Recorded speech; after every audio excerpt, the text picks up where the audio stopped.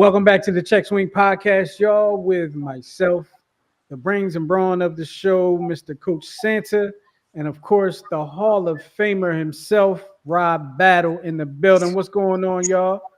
Welcome back. Good. We are back. The people aren't privy to our they don't get to see our backstage conversations, pre-show conversations. Thank God. Well, Rob was just schooling me on some stuff about sports around the world, man. About sports around the world. And he brought up something that we're going to bring up a little later because we just have to talk about it. We have to. Like, we have to, right? I think we're obligated as Eagles fans to talk about it. Absolutely. All right. Or should we just talk about it now? Should we just talk about it now? Why not? Why the hell not? Tell the folks what you told us. Yeah. Well, do you want to start off with asking y'all how y'all been? Yeah, that, and then the person on the first slide. Oh, damn. Wow. Woo. Okay. I feel like the guy that booed at the Make-A-Wish kid right now. Excuse me? That's how I feel right now. Because I came with all that like excitement and energy, ready to go, happiness. I am never going to live that down. And, sometimes you got to follow the rundown and see that the first thing that we're talking about is maybe you should save it for the end of the show because, like, we're laughing now. At this point, yeah, go for it. We can't laugh. Like, we can't. Okay. I don't even know if we should even do it at all at this point, to be honest with you. But okay. Rob, you opened up the backstage talk. Well, not really, but we were talking backstage and you gave us some interesting news, some breaking news. I didn't hear about it. So it was breaking to me, and it might be breaking to some people that's watching right now. What was it that you heard? Said those cowgirls signed CD Lamb to a $136 million contract, $100 million guaranteed. Was that over 4 years? Yeah. Mm-hmm. Yep.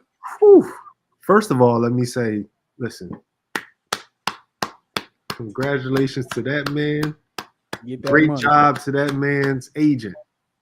That's multi-generational money right there. Get that money. That is amazing. But I said to Miguel, with great money, with a lot of money comes big expectations.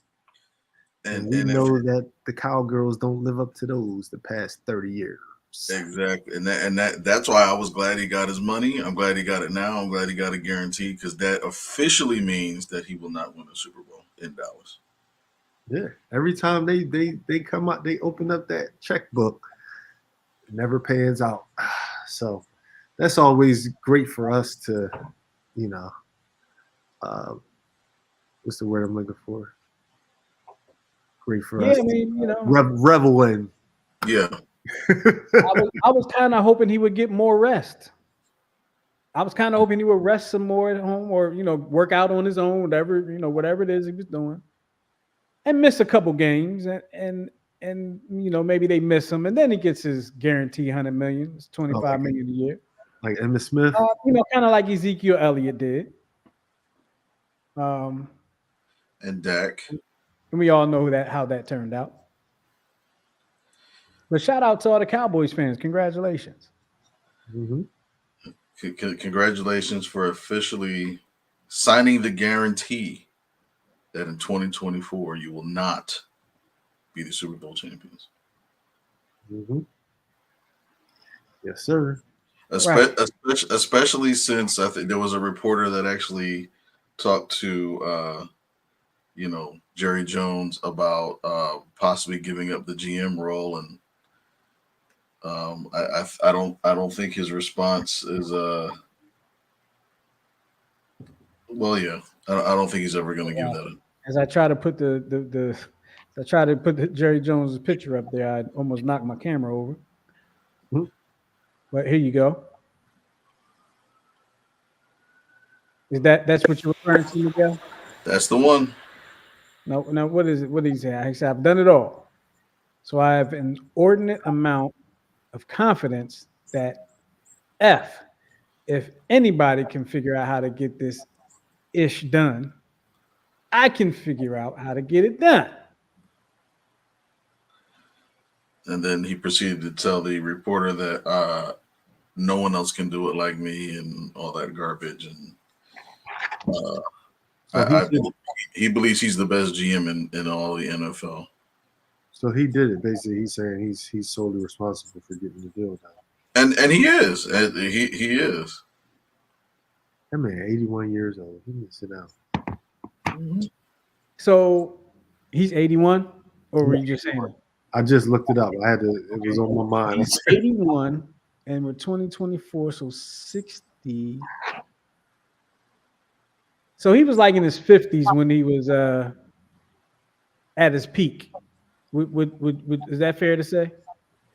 Sure. Yeah. Because he was putting the teams together then too, right? When in the 90s. Yeah. Yeah. Well, yeah, because he bought the team. I want to say 89. Mm-hmm. No, 88. Because then his first thing was to fire the longtime Dallas Cowboys, Tom Landry, and then he hired Jimmy Johnson. Went through a couple of rough years, did the trade for Herschel Walker, and the rest is history. Or traded Herschel Walker for Yeah. That's what gave him the picks for Aikman, Emmett, and Irvin. Aikman, Edmund, Irvin, and that offensive line. That offensive line was crazy. What a return on investment, eh?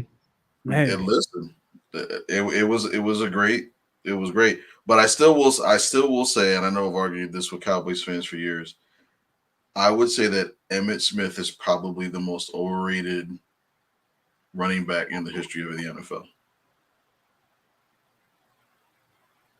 Period. It's tough. It's tough. What are you going off of? But here's what I'm going off of. He pretty much played with 5 all pro center, guards, tackles his entire career. But you're trying to tell me, not you, but Cowboys fans, you're trying to tell me that he was better than Walter Payton, who never had an offensive line, even in the Super Bowl year. Barry Sanders, who never had an offensive line. I mean, there's countless running backs that did more with less, and for most of his career, he was never touched past the first 4 yards. Well, I mean, we don't know. We don't know. It's hypothetical. We can do a lot of what ifs.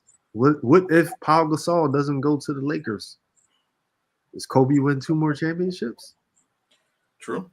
I still think, but I think Kobe did more with less, and the proof is in the point. The proof is in the pudding and his pedigree. You know what I mean? Literally, I mean, if you watch, think about it like this. Whenever you watch a highlight reel of Walter Payton, usually it's like him like fighting, extra yards. Barry Sanders, him like, twirling around Ty Law out of his draws and stuff like that against the Patriots. But you don't really see highlights of Emmitt Smith other than like one juke, and then that's it. Like to me, the eyes don't lie. Emmitt Smith is the most overrated running back in history. So here's the question that would have to come from me for you, because I have some things I would like to say on that. What are you? And it's kind of piggybacking off Rob's other question. What is a good running back to you?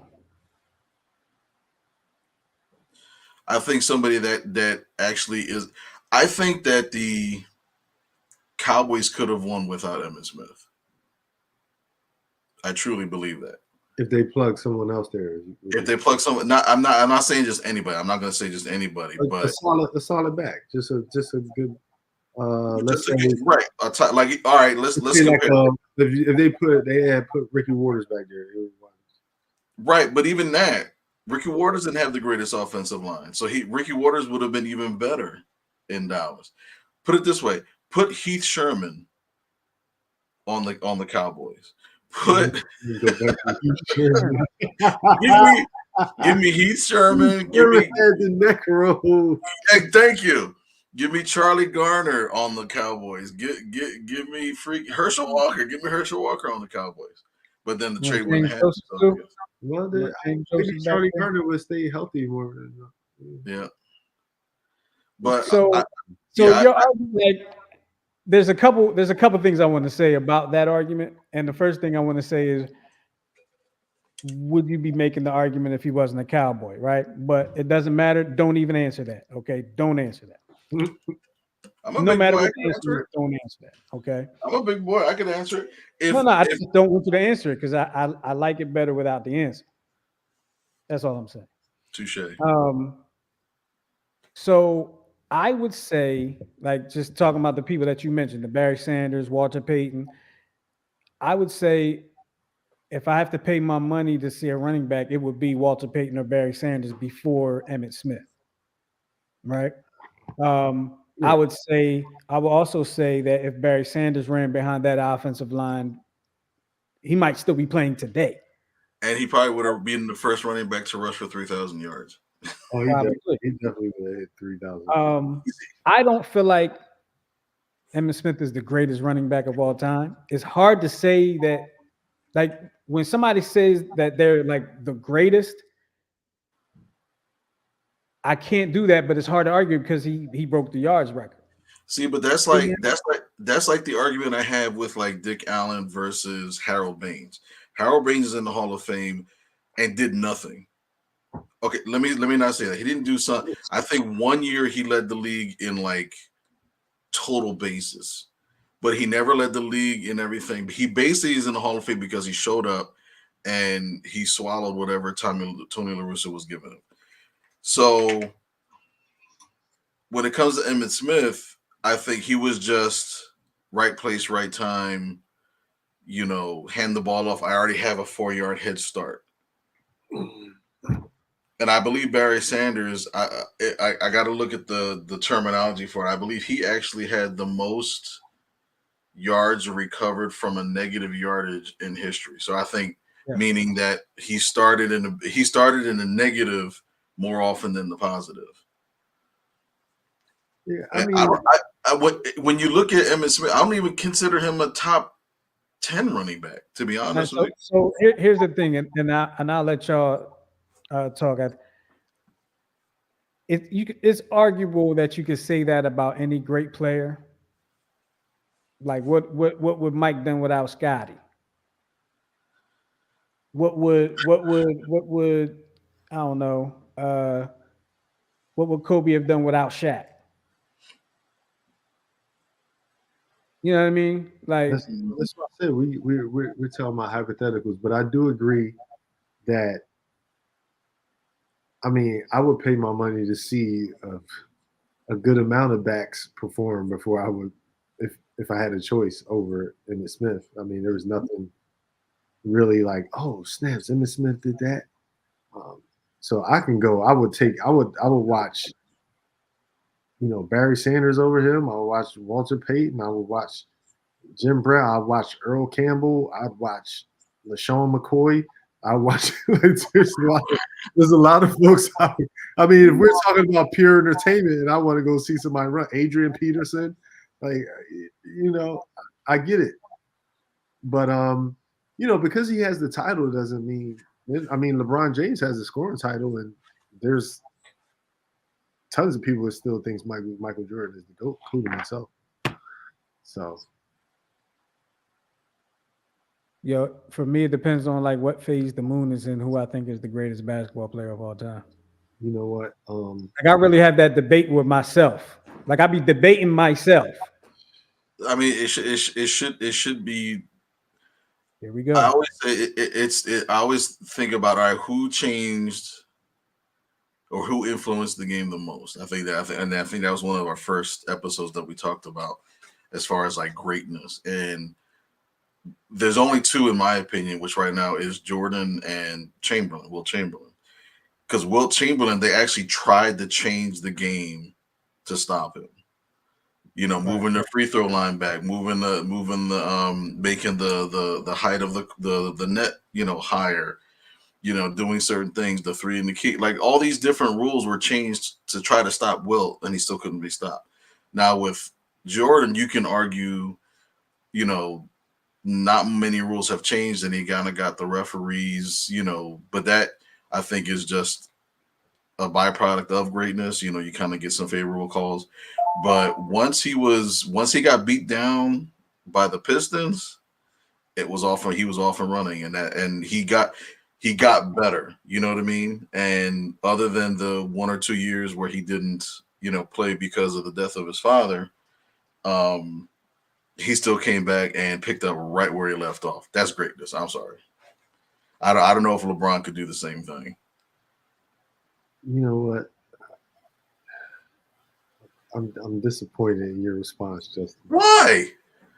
In my response? Yes, your response. What did I say? You said that you're teetering on a line, basically. Like, Well, so Rob, just keep in mind, you know, he's an Embiid, you know, apologist. So there's. I should know. Remind me what I said, Rob. Remind me what I said. You like I'm going back and forth with who's the GOAT. I mean, Well, you either think LeBron is the GOAT or Gordon is. Jordan is the GOAT. Here's why. Like I always like think of things that make me change my mind, right? So like let's take what Miguel just said. And he said he don't think LeBron would have been able to do that, right? But like if I look at how LeBron is playing at his age now and how Mike played at the same age LeBron is now, I have to say Mike wasn't able to do that.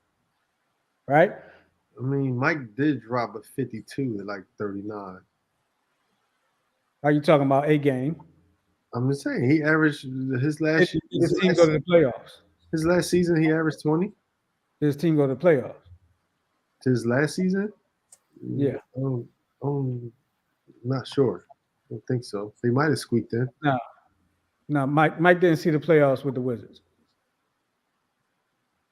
You know, I'm just saying the way that was the second comeback. Like, what are you talking about? When he came back? Like you literally took 2 years away from the game and then come back like nothing ever happened. I just my thing is, and the reason why I feel like I have high quality to speak on it, because I'm gonna be honest with you, I wasn't a Jordan fan. I was not a Jordan fan. When I was younger, I thought I didn't like Jordan. I thought everybody was talking about the Jordan guy. I thought that he was overrated. Anytime I'm rooting against the Bulls, I don't know what moved me to do it, but I'm like, well, let me take a look at this. I remember I got Michael Jordan Playground. I watched that. I watched Come Fly With Me. And I watched what was the last Above and Beyond, and I was like, this dude's the truth. I can't deny it. And it's just the way he did it. I know that sounds like people say that, but when you look at his moves and his elegance, you know, he's hanging in the air. You know, 3 people drop and he come on the other side. I've never seen LeBron do a play like that. Yeah, he jumped high, he dunked on folks, but the dazzling that Michael Jordan did. And then when you go back and look at the film, and I just came across this video the other day, which I didn't even think about. When you look at his scoring, he doing it all off of 1 dribble, 2 dribbles, and 3 dribbles. He's rarely taking more than 3 dribbles. That's a surgeon. He out there getting surgical on them. He ain't like LeBron taking all them dribbles. He ain't James Harden, all them dribbles. This dude doing it off of 3 dribbles. He either catch and shoot, 1 dribble pull up, 2 dribble pull up, 1 dribble all the way to the basket. Like it was like poetry in motion, man. This like wow. Yeah. No, Rob. One thing I will say, because I think I read this argument like 4 or 5 years ago somewhere about how some people would have rather played with or against LeBron today because of how he respects other players versus like Jordan was just like, I'm gonna slit your throat and then feed it to your mother kind of sort of thing. Whereas they feel like LeBron has done more for the NBA and NBA players in regards to like knowledge of money and working with agents and stuff like that. So other than like what he's done on the court, which I think Jordan is just superior. But there's some that feel that he is more superior off the court, has done more for the game outside than Jordan has. Yeah, but I mean, him opening the school and all the others, that don't have anything to do with we talking about as a basketball player. True. Well, here's one thing I will say, and this is one of the debates I was having with myself because I do that sometimes. With LeBron and Mike, I was thinking I'm going to ask you guys the same thing. You have to pick one for each. Who would you? There's two situations. Who would you want to start a franchise with? Okay, like you have to pick one for one and one for you can't have both of them the same thing. Who would you want to start a franchise with? And in the other situation, you have I have to win this game tonight. For me, Jordan. I have to win this game tonight is Mike. All day, every day, no question about it. The franchise, I'm starting with LeBron. Really? Yeah. Starting with LeBron. LeBron can play and can defend all 5 positions. So I can build something around that. Not saying Mike can't play 4 positions, but I don't know if he can play all 5. And I don't know if he can defend all. I don't think they say that. I don't think that's. I mean, maybe it's accurate in today's game, and that's because you don't really have any bigs. But you're not putting LeBron on me, bro. If I'm a legit center, you're not putting LeBron on me. I'm going to abuse him, and that's what they saw. And that's fine. They put him on the 5. But he's the same size as a lot of these centers now. But he also, when you mention that, Miguel, when you mentioned about the game and stuff, he also made us soft, yo. He's part of that. He's part of that reason. He went OD with the flopping, which he still kind of does. He the one start complaining about 82 games. And no wonder, LeBron is how many seasons? 20? 21? I think this is 20 coming up, I think. It might be 21 because it was 04. It's class 04. This will be 21. He's never, ever in his career played 82 games. But isn't that because of that whole that resting kind of thing? Yeah, and you know what? And you know what? We call it the Embiid. He Embiids it. Yeah, that's another thing. I'm not going to put that all on him because Popovich, started. But when you're the face of the league, you can't do that. Once he started doing it, it got worse. And now you got everybody else complaining about, 82 games too much. Nobody complained about 82 games. That at least I don't recall. Do you recall, Miguel? Never. I always thought. But the other thing is too, when like with Jordan, he never had a true center. Like these guys, never had a true center. Like these guys, what are we saying? Paul George. Now, when you say true center, you just mean like a star center, like an Embiid, but good. Like Paul George signed for what? 200 what? I don't know. I don't know what the number is. He signed for over 200. Well, somebody got like 250. Who was that? Somebody got 250. You mean to tell me? And I I know that you guys haven't played professional basketball, and I could speak on it. $250 million. You think I'm going to complain about 82 games? Paul I've George. been in the worst conditions. You talking about private private charter flights for travel, team planes. You're talking about I got to work out, and I got to go up to Cleveland and play with those guys before. Got to play pickup with LeBron and see the facility. I was there for a few days in Cleveland. Listen to what I tell you. And this is you'll have less of respect for guys that you see in the NBA that don't improve. When I tell you that you don't have to, I can walk into the gym like this. I can walk in the gym like this in my work slacks on and no shoes. And I'm good to go because they're giving me my jersey, shorts, socks, tights, sneakers. I don't even have to stretch myself. I don't have to rebound the ball. The weight room is right there. Next to the weight room is the cafeteria. Hot tub, cold tub, masseuse. You ain't got a reason to leave. Listen, you can sleep in the locker room. They got mouthwash, toothbrushes, hair dryer.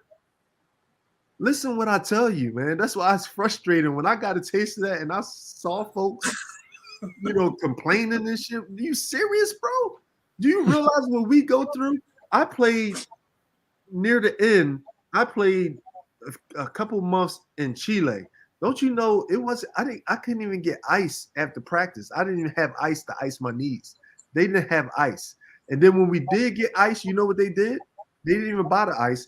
They would fill a gallon water jug up, freeze it, and they would drop that in the barrels that we would stand in for like the cold tub. That was the ice. We didn't have a trainer on staff during practices, and we didn't have one that traveled to the away games either. It did. We riding on bus trips for 20 hours and 14 hours. Are you kidding me, bro? I get it. Y'all playing back to back. I played in Venezuela 3 games in a row. This is the playoffs. We played a 7-game series, 2-3-2. It was, I'll give you an example. We played Monday, Tuesday, travel Wednesday, Thursday, Friday, Saturday, play. Travel, what's that? Sunday, Monday. That's how he played. Like, what are we talking about? You got $50 million for the year. Are you kidding me, bro? Come on, man. How many games did you play a year? Like, how many games were scheduled, or did it vary? So in Argentina, initially when I first got there, it was 44, like 42, 44 regular season. So that's 2 games a week. Typically, so if we play Thursday, Saturday, you're playing Thursday, you get there, depending on how far away the next city is, we'll shower, eat, and then we're right on the bus. Our buses have beds on them. We're right on the bus. We drive into the next city. We get there in the early morning. Sometimes we're sitting there because they're not ready to let us check in. Then we get in, lunch, take a nap. Then we got to go practice. Then we play the next day and we travel. Like sometimes it could be 10 hours to that city, play the game, sleep, then another 8 hours to the next city, and but then the games went up. So one year we played close to like 80 games a week because they upped the games from like 40-something to 60. And then you add the playoffs and we were playing the other tournaments. So one season we got up there. And I wasn't complaining. Guess what? The longer we play, the more money I make. I hear that. Bonuses. I just want to give Rob a shout out real quick because I think Rob might be the first person and probably the only person that and I'm going to assume he said it correctly because he lived there. Only person I've ever heard pronounce Chile the correct way. Oh yeah, Chile. And now I know how to say it. Well, I better, man, as a fellow, native Spanish speaker now. Because up here we just like Chile. Nah, Chile. Natural. Like Chile. You got Chile, you got Uruguay. You know what I'm saying? What a guy. Yeah. You got Uruguay, you got Brazil. This past Olympics, I learned it's not Turkey. Turkey. It's Turkey. Yeah. I played in Turkey. That's this past Olympics. Yeah. I was like, what does he say? I wasn't looking. He kept saying, Turkey. What is he saying? He's like, is that it? How it's spelled by them, it's spelled that way. Sounds like you're ordering a sandwich with Grey Poupon on it. Turkey. Okay. Little bit of baseball. The what would you call it? The brackets for the WBC Classic, the World Baseball Classic, have been released. Yes. And Miguel is working hard to get us to where is it? To Japan, so we can broadcast. Japan, right? So we can broadcast from Japan. That would be dope, though. Not Japan. I would love to watch a baseball game. I should have. Did I send you that video? It was Miami, High school baseball game in Japan. Yes, you did. Did you see that crowd? That's amazing. Was that not amazing? No, I couldn't believe that. The two places we need to go, one of the two places would either be Miami, for the simple fact that remember when Puerto Rico was playing against Dominican Republic and just the ambiance of the crowd there, or it's actually the Pool A is actually going to be in Puerto Rico. So that's where we need to go. Puerto Rico. Yeah. Puerto Rico, Boricua. Yeah. So, as you can see there, in 2026, which is why they, don't have baseball in the Olympics and all that. So that's why they developed this. 2026, the World Baseball Classic tournament, the pools have been set, and Pool A, you have Puerto Rico, Cuba. I'm just going to use the American pronunciation on all these. Okay, so don't be disappointed. You have Puerto Rico, Cuba, Canada, Panama, and is that a TBD? Like, is there four more teams? Yeah, there's four more teams that they're looking to try to qualify. So I think they're going to have like little qualifiers before then to see who's gonna come in. Because it's gonna be like the Little League World Series now. Kind of sort of, because there's a couple teams I'm trying to remember because I don't see. Is Chinese? I don't see Chinese Taipei on here. They're my peoples. Chinese not on here. Yeah, they're my peoples. My mother-in-law from Taiwan. Yeah, Chinese Taipei is Taiwan. Yeah, I don't see my them. wife half Taiwanese. Yeah, they're my people. They just won the Little League World Series. Yeah. So Did y'all watch that game? I watched it a little bit. I told my wife, I was like, "Look at your people." Yeah. That game was crazy. The way it ended, like my heart broke for those kids. The way it ended, man. To end like that. Wait, did they come back? Did they come back, Justin? Florida came back and won. That was when he threw the ball away. Yeah. Yeah, that was disappointing. Wait, who won? Florida won. United States won on a bunt. They beat Chinese Taipei. They did. It was a bunt to the first base side. The pitcher picks it up cleanly, overthrows first base, and the runner. No, he didn't even overthrow. There's nobody there. Wait, what was the score? I thought he overthrew it because I saw there was a kid like that was standing on the base just looking at. Oh, okay, maybe he did overthrow. I thought nobody was there. Wait, what was the score? 2-1. It was ended in the 8th inning. It was went to extra innings. Maybe I was watching last year's game then. No, you were probably watching the semifinal game. The Chinese Taipei, they won that one like 4-1 or something like that. Something like that against Venezuela. Yeah, okay. So that's what I was watching. Okay. Yeah, that was the semifinal game. Yeah, they Oh, did so the thing. I didn't see the World Series there.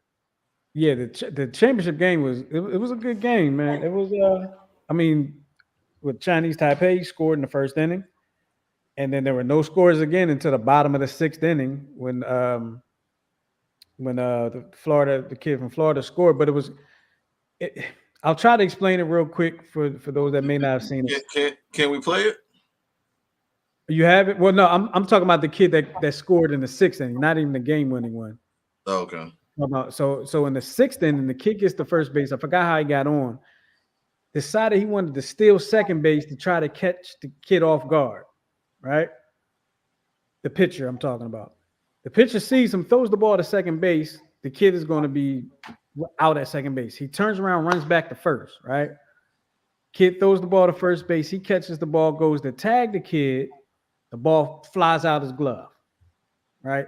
And goes out of play. This kid now is awarded third base. All this happened with 2 outs already. So it was like they just needed 1 out. And the kid, I think the next kid ended up getting the base hit, and the kid scored, tied up the game, goes to extra innings. Now we'll go ahead and I'll try to keep the sound off of it. But it's muted. You go here. This is the game winning play right here. Here's the bunt. Boom, drops it down to first base. Oh, side. You're right. There was nobody there. Yeah, the first baseman charged, and they won the game just like that. And that's how they won the game. And look, nobody wants to bunt no more, right, Miguel? Nobody ever wants to bunt. They want to eliminate the bunt. They want to take out the bunt. Look, the kids won a championship off a bunt because things happen. Why are you trying to take away the bunt? Because it's not sexy. So they're not. The league is not trying to take it away. Excuse my vernacular, but people that are coaching the game today don't believe in the bunt. They believe it's for wusses. I'll just put it that way. They believe it's for wusses. And never mind the fact, like when you watch, if you watch college baseball, they're bunting all the time, and it's not like Division II, like your UNC, Florida, Texas A&M, like the big teams they're trying to win games. You know what I mean?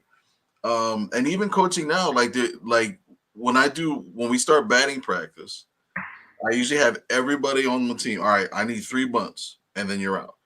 First base side, third base side, and then bunt for a hit. And I still have my players come up to me and coach like, why are we bunting? I'm like, to try to win. Like, you know what I mean? Like, it's this big secret. And even sometimes I'll say, okay, let's try to hit and run, hit the ball the opposite way. And what they try to do is they just try to hit the ball harder, which they wind up pulling the ball even more. So it's kind of a culture of between analytics and nothing against Driveline. I get the science and all that, but they're kind of geared towards exit velo, pop time. So it's all about getting hard numbers, but it doesn't necessarily have to equate to like accuracy or even winning. You know what I mean? So, I'm the type of, I'll even call a suicide squeeze every once in a while. You know what I mean? I think I did it against one team, my last time with my previous team, and everybody just stood still. Like they didn't even try to play. They didn't even try to play the ball. And I heard the other coach comment, "Oh wow, suicide squeeze. That's new." And I'm like, "Damn! Like y'all just hate any type of small ball." And it's almost like they were like, I'll hear even I'll say fans. I won't say parents, but I'll say fans. And a pitch will be high for ball 3, right? Don't take a walk. Don't take a walk. You're up there to hit, and it's like, so you want them to swing at crap? But and this has been going on for like almost 10 years. I've been hearing this gradually, but now so it's like I know that you're trying to get your son to college and everything like that, but I think the Vanderbilts, the Tennessees, they're looking for ball players now that can play multiple positions, and that know how to win any way possible. Not just how hard you throw, not just how hard you hit, but can you throw the ball to first base? Can you be in position to receive the ball? Can you do the basic stuff correct all the time? Home runs are nice, but it's not the end all be all. Absolutely true. Absolutely true. There are ways to play the game that don't involve home runs. Not everybody's going to be a home run hitter, parents. They're just not. I know everybody, well, I shouldn't say everybody. I know there are parents out there that feel like their 10-year-old son is going to go straight from the 10U team to the MLB. I know there are many of you out there. I'm telling you, it ain't happening. It ain't happening. So relax. I'll say this about previous organizations that I've worked with, and I'll sometimes I'll share my experience with Justin. But there were times where parents would send me emails, and it's nothing but numbers. My 8-year-old, I think it was one of the first teams that the team in Philadelphia that we coached. Oh, my 8-year-old, his exit velo went up 1.35%. He also can play all the positions, but he's leaning towards being a pitcher, but he favors catching, but he's an outfielder. I'm like, so which one is it? So, and like I'm not talking like one or two sentences. I'm talking about paragraphs with data from wherever they trained indoors from like All-Star Baseball or Wow Factor or McGillicuddy's House of Baseballs or whatever. It's like they get all these stats and stuff, and I feel for the parents because the parents are like trying to understand the data too. But I think sometimes we have to pull back and just be simple. Like, is he hitting harder than he did 6 months ago? Okay, that's a good sign. But as far as like, he's not going straight from. He's not going to accept a scholarship at 8 years old to Texas Tech. Like, let's be real, Some of the parents think they will.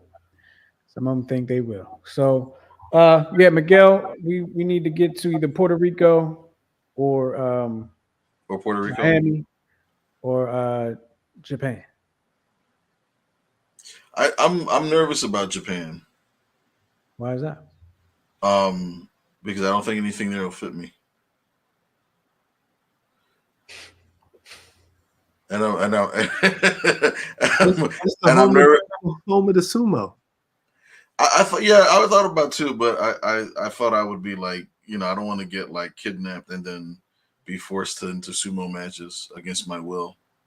The sumo trafficking ring. You know what I mean? Yeah. They'll look at me like, oh, we got a good one. He's a good fat one. Let's break his hamstring. He gonna get drugged and wake up in the sumo outfit, and next thing you know, they can be like, fight. I mean,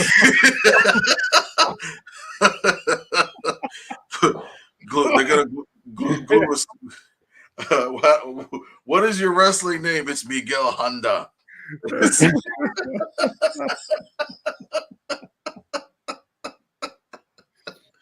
I'm gonna have E Honda. They're gonna put a wig on me, and That's me Honda. The sumo, the sumo trafficking ring. Oh, man.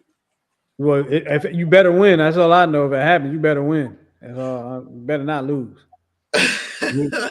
You find me somewhere having some ramen, some authentic ramen. I'll make that ramen and sushi. Love it. Yeah, that's what we're talking about. Okay. Yes. Maybe we can maybe we can swing both. Maybe we can do Japan for a day and then do Puerto Rico. Japan for a day. I know I'm making it sound like it's a trip to Charlotte, North Carolina. Long trip In for my a mind, day. I'm like, Japan for a damn Puerto Rico. I'm like, did he mean to say Miami? Yeah, man, you know what I I don't meant. think you can do that. Yeah, you're right.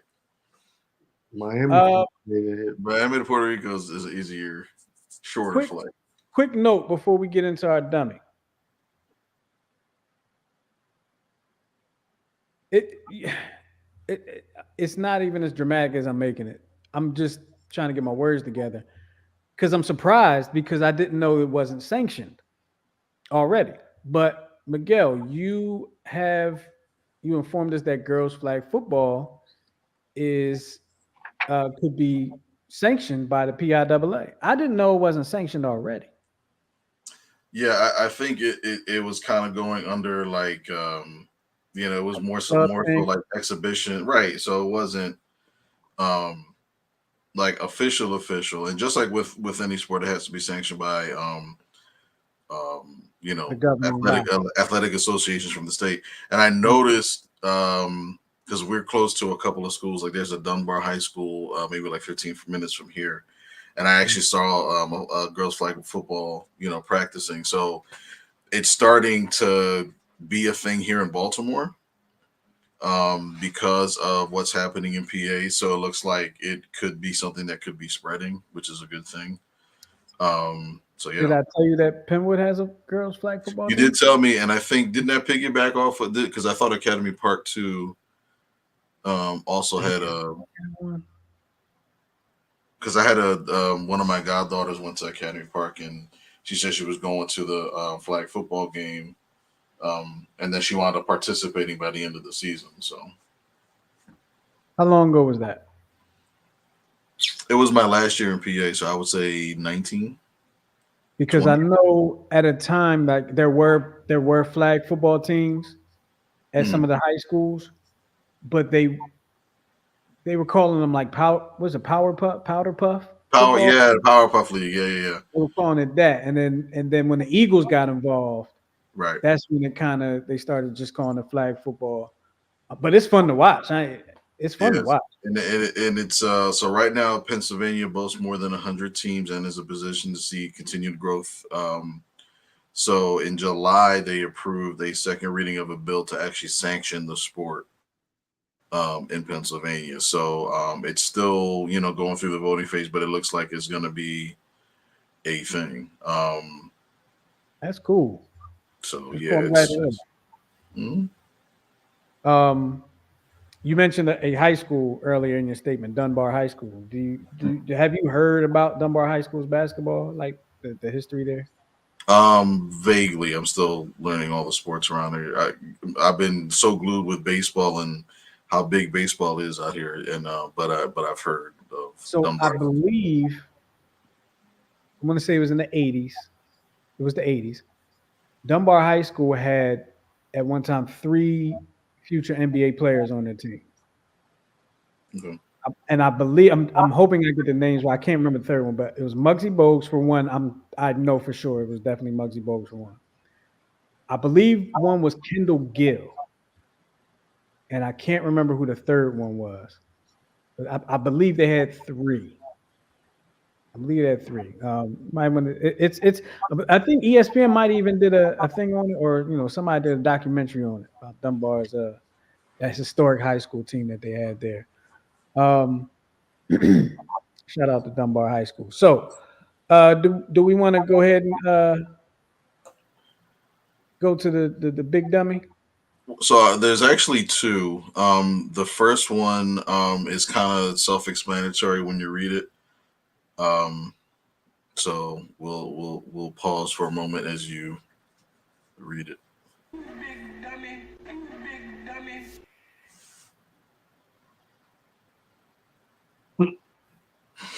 So so they're not making they're not making it too bright these days.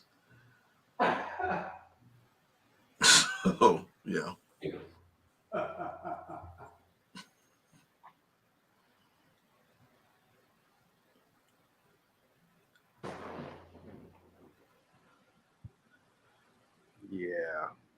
Yeah, probably I mean, come on. It was a long. I mean, not a long time ago, but I mean, it was a long time ago. But everybody knows how he died, so that's the whole. You know what I mean? It would have been even worse if he would have said like JFK. You know what I mean? it would have been a lot worse if he had said JFK. Because you actually That saw was because that was more recent history. You saw his brain, so and mostly what our generation knows of JFK is the assassination. Right. Lincoln. First, you probably think Emancipation Proclamation. Then you probably think the assassination. Right. But yeah, that's poor. Poor choice of words. But we know what you were trying to say. But the bigger dummy is this gentleman who does something. One, right? The third one, right? Who does something quite embarrassing. And again, the video kind of speaks for itself. So one of the things that you're supposed to do when you pimp a home run is, you want to be cool when you run around the base or when you're looking at it. But what you don't want to do is, act like you're cool and then look like a big dummy.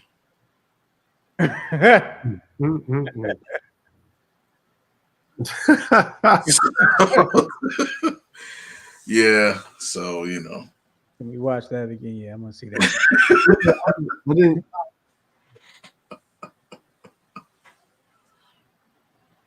Yeah. I thought it was going to be somebody else. Of course, I haven't seen that clip, but I thought it was going to be somebody else, man. I don't know if y'all heard, and I can't remember this guy's name, but it's the guy who played the quarterback for the American flag football team that won the flag football world championship. Say he's better than Patrick Mahomes. Oh boy. Oh boy. But you must be pretty doggone good there, sir. He never played college football. Wow. No, he's so good. He didn't have to play college football. The nerve of some of these folks, man. What was that? Was it in the Michael Jordan documentary? The one dude that I think it was a rookie that got drafted by the Bulls and he challenged Michael Jordan and he just ate him alive in practice. Like he challenged him to like a 1-on-1 and I think he got the first shot and then didn't shoot. Like just tore him apart.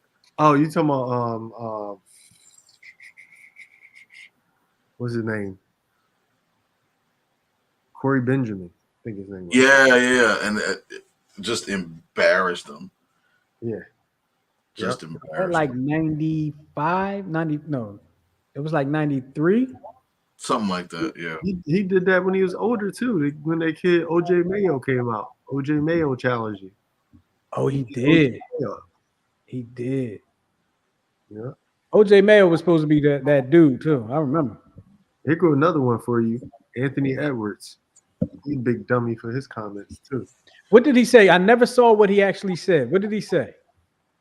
He said basically like the only skilled player during that time was Michael Jordan. That's why he was so dominant. That's why when they saw Kobe Bryant, they were like so shocked because the players weren't skilled then, and like now in this era, all the players are skilled. Kevin Garnett had a response to it, a nice response to it on Instagram, but it's an interview for him. It's a video. There's a response by one Magic Johnson. Oh, Magic Johnson said, "I don't even respond if those ain't never won a championship." Right. He said, "I never respond to a guy who's never won a championship. I've got nothing to say. He didn't win in a college championship. I don't even know if he won a high school championship." Yeah. Damn, Magic. Yeah. That's the coldest I ever heard Magic come out somebody. Dang, I ain't know Magic had that in it. He basically personally attacked Magic. He said Jordan was the only skilled player. That mean he thought Magic was trash and all the rest of it was trash. But I think cats are sleeping on Larry Bird, yo. Larry Bird was a Yo, cold mother. Right? yo, I've never, not to be racial, but I never seen a white boy so fearless against brothers in my life. Yeah, Larry was cold. And He they were took it saying, to oh, everybody. he wasn't getting Yo, that there's if he was black. He would have been that dude if he was black. If he was white, he was cold. Yeah, he was cold. there- He was there's cold. a story. There's a story out that Larry got pissed off at the opposing team because they had a white boy defending him.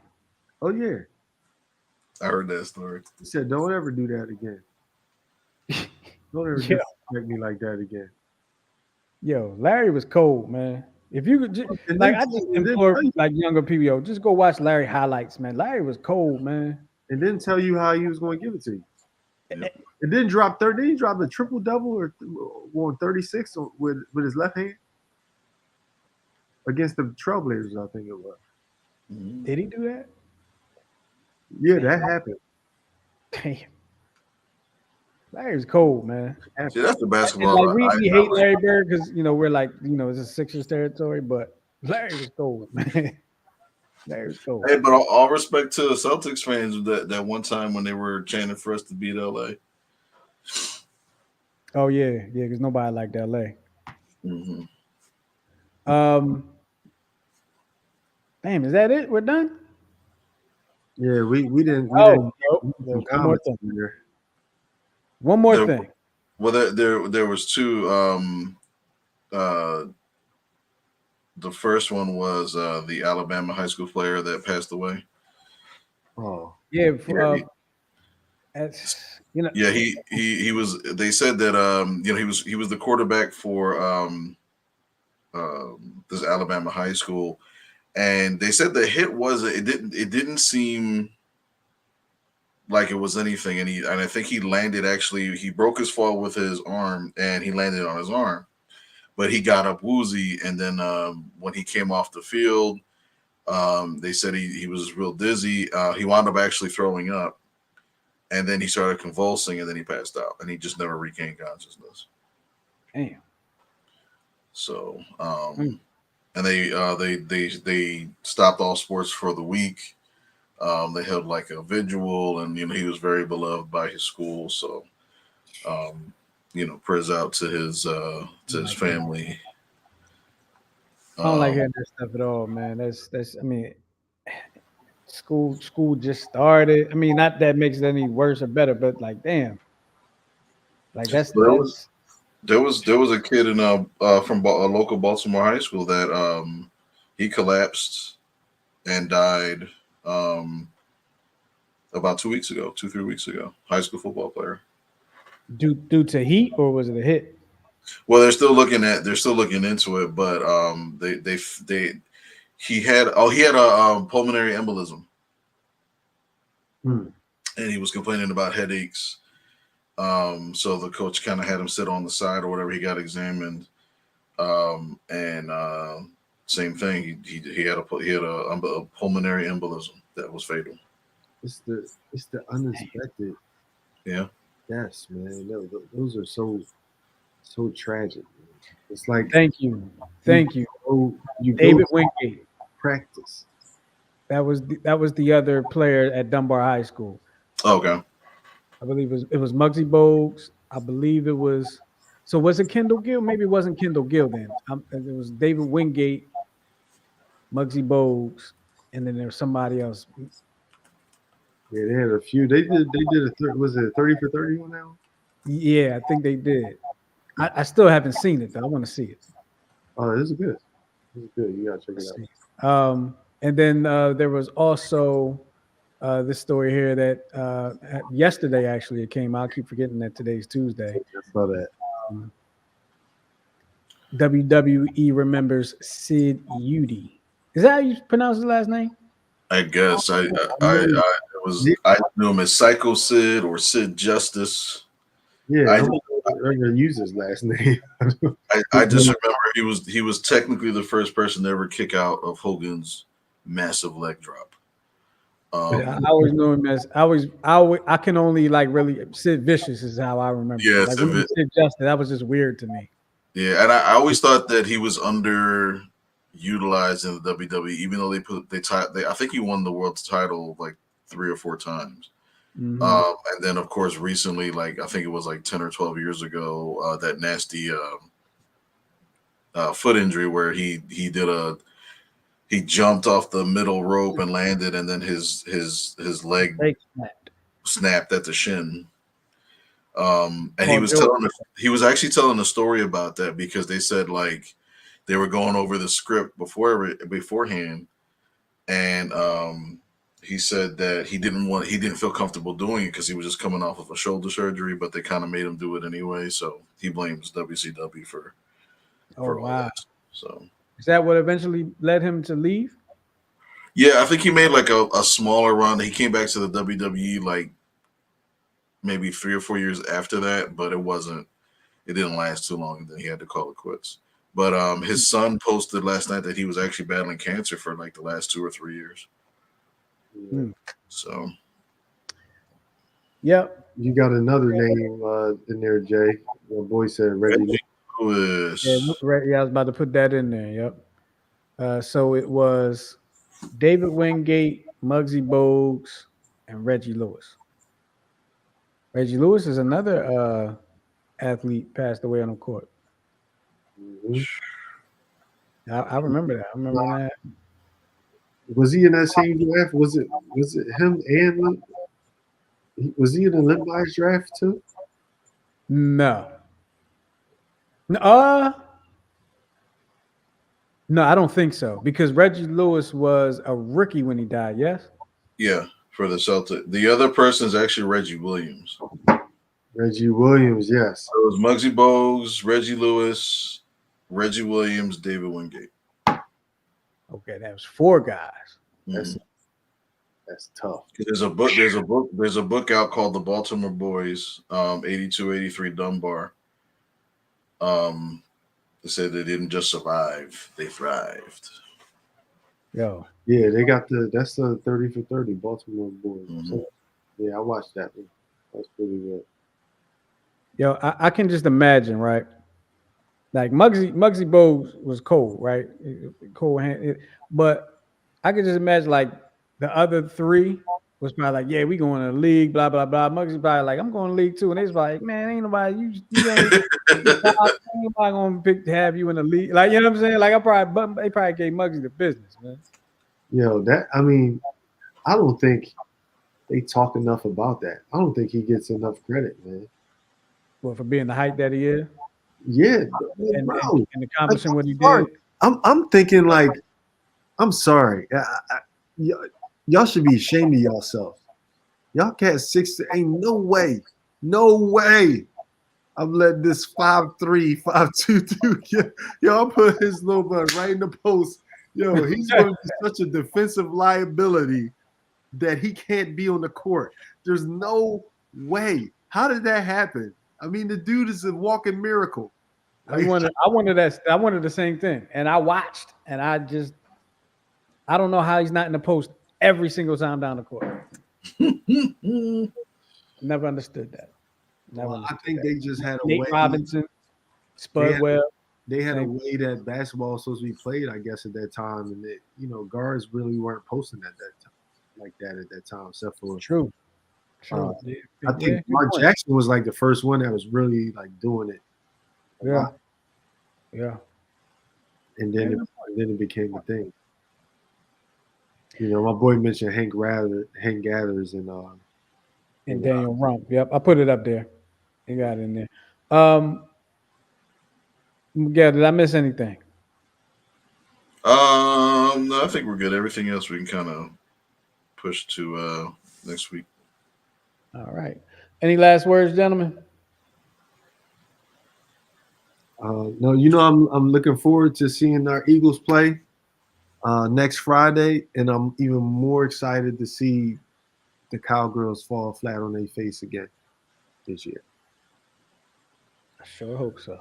Only thing I got is a little off a sports topic if you're watching the show and you're from the city of Baltimore and you catch the 154 bus, the bus says express, which means there's designated stops. It does not stop until it gets to Dunbar. Stop ringing the damn bell at North Ave. You're not, the driver's not letting you off the bus. Sounds like that's personal. Dude. And then because the sign says 154, it says express, and then they always say what they got to do with me. Seriously?